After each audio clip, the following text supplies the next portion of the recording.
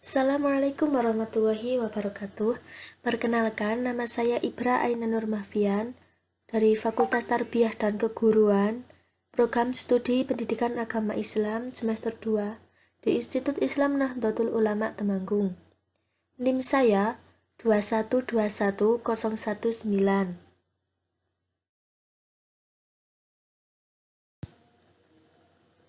Perkenankan saya di sini ingin memaparkan sedikit materi mengenai metode dan manfaat mempelajari psikologi pendidikan.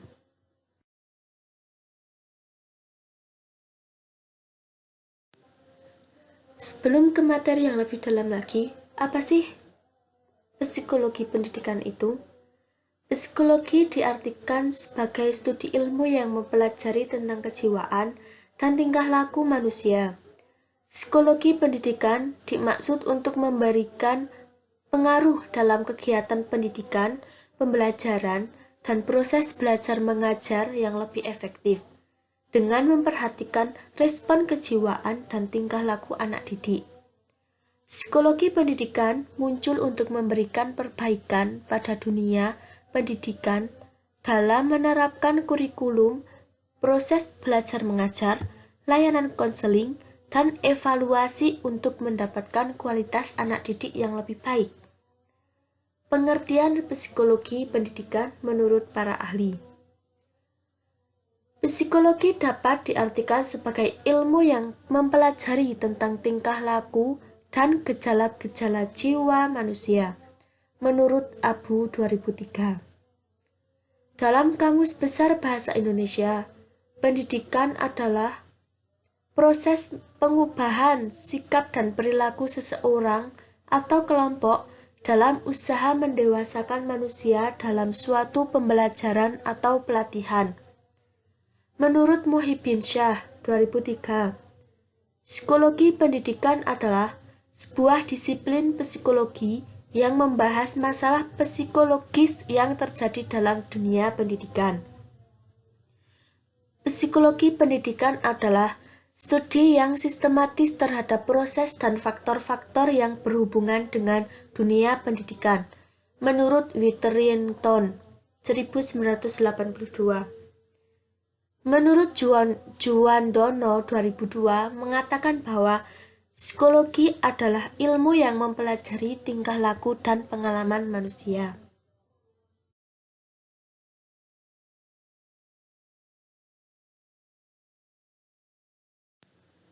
Selanjutnya adalah ruang lingkup psikologi pendidikan. Psikologi pendidikan memiliki ruang lingkupnya yang menjadi dasar dan batas atau yang membedakan dengan keilmuan psikologi lainnya. Menurut Sumadi Suryobroto, ruang lingkup psikologi pendidikan antara lain. Yang pertama adalah pengetahuan. Pendidik atau guru perlu memiliki pengetahuan yang lebih untuk memberikan pengajaran pada anak didiknya. Proses belajar mengajar memberikan dampak secara pengetahuan atau kognitif pada peserta didik yang awalnya tidak tahu tentang materi yang diberikan menjadi tahu. Yang kedua adalah pembawaan. Proses belajar yang interaktif dari guru akan memberikan motivasi dan respon positif dari anak didik saat proses belajar mengajar. Pembawaan dimiliki seorang pengajar sebagai gaya menyampaikan materi, konsep pengajaran selama berada di kelas. Dan juga diperlukan untuk mengubah suasana menstimulus siswa yang aktif akan meningkatkan kualitas hasil pembelajaran. Yang ketiga adalah proses-proses tingkah laku. Menurut Suryobroto, psikologi pendidikan ditinjau secara dinamis, yakni mencakup perubahan perilaku seperti yang pertama, perubahan perilaku karena pertumbuhan dan perkembangan. Yang kedua, perubahan perilaku karena belajar merupakan faktor yang penting dalam pembelajaran. Proses pembelajaran interaktif yang diberikan oleh guru kepada peserta didik akan memunculkan perubahan perilaku seperti keterampilan selama proses pembelajaran seperti berbicara di depan kelas, berdiskusi, ataupun kegiatan yang melibatkan respon sensorik dan motorik.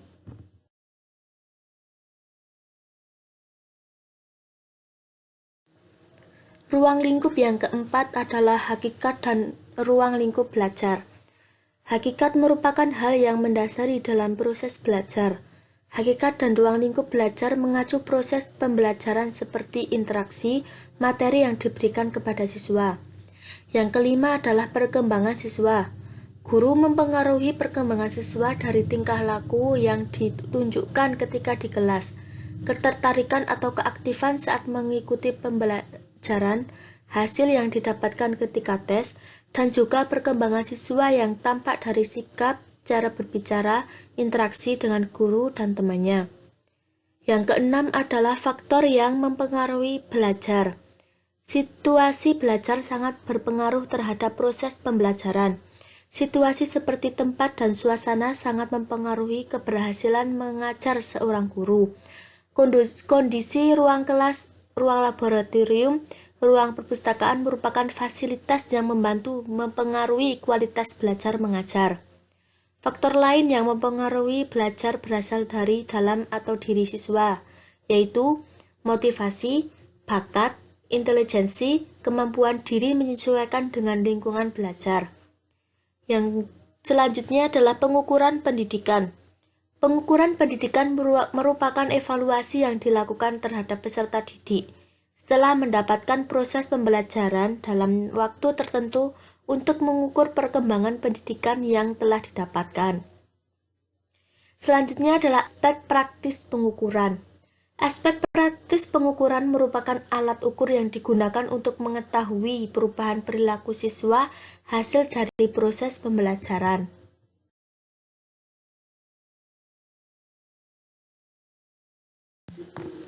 Ruang lingkup yang ke-9 adalah kesehatan mental. Kesehatan mental anak didik ditandai dengan keikutsertaannya dan keaktifannya dalam mengikuti setiap kegiatan pembelajaran, baik secara individu maupun berkelompok. Yang ke-10 adalah pendidikan karakter.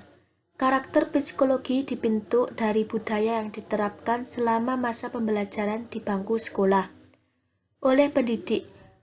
Budaya berupa aturan-aturan kedisiplinan ataupun asas dari kebudayaan yang ada pada suatu daerah. Selanjutnya adalah kurikulum pendek. Kurikulum merupakan rangka pembelajaran untuk tujuan pembelajaran yang efektif dan efisien. Selanjutnya adalah teori belajar dalam psikologi pendidikan. Terdapat beberapa teori-teori psikologi pendidikan yang menjadi konsep dasar pelaksanaan psikologi dalam dunia pendidikan. Yang pertama adalah teori behaviorisme. Menurut teori behaviorisme, belajar adalah perubahan tingkah laku. Perubahan tersebut merupakan dampak dari adanya interaksi antara stimulus dan respon.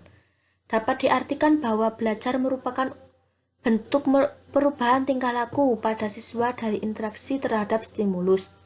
Seseorang dikatakan sudah belajar jika terdapat perubahan pada perilakunya. Yang kedua adalah teori kognitif. Teori kognitif memfokuskan perubahan proses mental dan struktur yang terjadi sebagai hasil dari upaya untuk memahami sekitar. Teori kognitif digunakan untuk proses pembelajaran yang sederhana seperti mengingat nomor telepon dan lainnya. Yang ketiga adalah teori Gestalt. Gestalt merupakan teori yang menjelaskan proses persepsi melalui penataan komponen sensasi yang memiliki hubungan atau pola menjadi kesatuan. Disimpulkan bahwa seseorang cenderung melihat sesuatu di sekitarnya sebagai kesatuan yang utuh. Teori Gestalt menjelaskan bagaimana persepsi visual bisa terbentuk. Misalnya, ketika kita sedang melihat awan dan melihat suatu bentuk yang mirip suatu objek.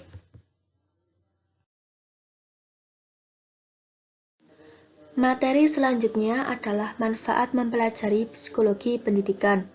Terdapat beberapa manfaat mempelajari psikologi pendidikan menurut Muhammad dan Wiyani tahun 2013, yaitu yang pertama, memahami perbedaan siswa.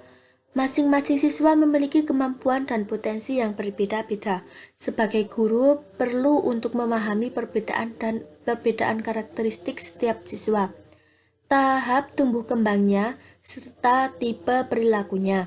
Pemahaman tersebut dapat menghasilkan interaksi pembelajaran yang sesuai dan pembelajaran yang efektif dan efisien. Yang kedua adalah menciptakan iklim belajar kondusif di kelas. Kemampuan guru menciptakan iklim belajar yang kondusif meningkatkan efektivitas kegiatan belajar mengajar dalam kelas. Pengetahuan tentang prinsip-prinsip dasar pendekatan dan interaksi yang menyenangkan kepada siswa sesuai dengan masing-masing karakteristik siswa akan memberikan iklim belajar yang kondusif dan proses pembelajaran yang efektif. Yang ketiga adalah memilih strategi pembelajaran yang tepat. Pembelajaran psikologi untuk mengenal karakteristik masing-masing siswa dalam mengenal metode pembelajaran yang disukai. Yang keempat adalah memberikan bimbingan pada siswa. Psikologi memberikan kemampuan kepada guru untuk menjadi seorang bimbing bagi siswanya dengan pendekatan emosional dari hati ke hati untuk mendapatkan kepercayaan siswa.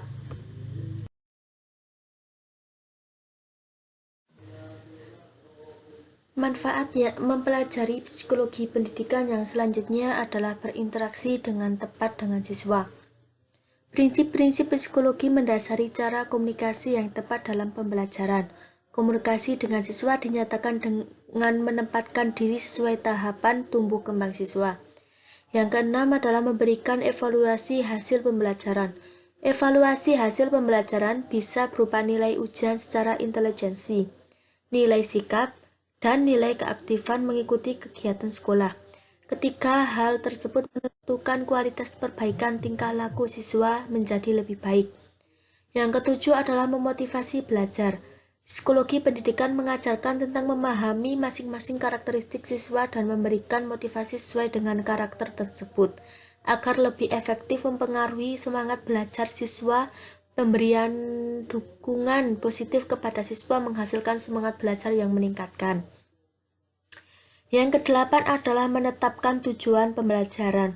Psikologi pendidikan membantu pengajaran untuk menetapkan tujuan pembelajaran terhadap perubahan perilaku, seperti apa yang diinginkan sebagai hasil pembelajaran. Yang kesembilan adalah penggunaan media pembelajaran yang tepat. Pengetahuan psikologi pendidikan juga bermanfaat untuk menentukan media pembelajaran yang tepat untuk siswa.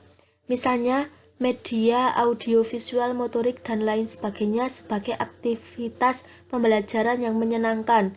Media pembelajaran juga disukai dengan materi belajar yang akan disampaikan. Yang terakhir adalah penyusunan jadwal pembelajaran yang sesuai. Penyusunan jadwal pembelajaran juga disesuaikan dengan kondisi siswa. Cukup sekian materi dari saya. Kurang lebihnya mohon maaf. Wallahul muwaffiq ila aqwamit thoriq. Wassalamualaikum warahmatullahi wabarakatuh.